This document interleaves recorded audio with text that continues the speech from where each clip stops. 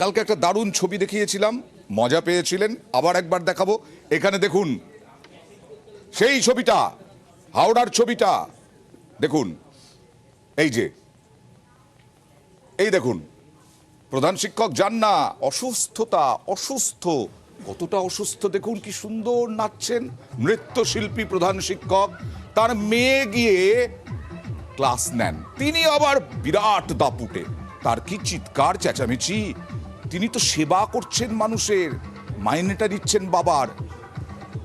মদ্যপ বাবা প্রধান শিক্ষক, তিনি এইভাবে নাচছিলেন, আর এদিকে অসুস্থ ক্লাস করাচ্ছেন মেয়ে। এই তো অবস্থা ছিল, কালকের ছবি দেখিয়েছিলাম, খুব মজা পেয়েছিলেন আপনারা।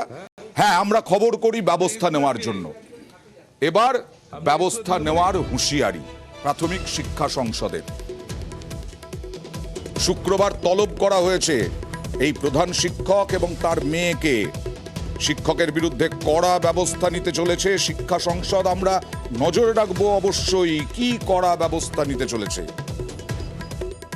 স্কুলের হেড টিচার উনি মাঝে মাঝেই স্কুল যেতেন না, এবং গেলেও সঙ্গে মেয়েকে করে নিয়ে যেতেন, মেয়ে ক্লাস নিত।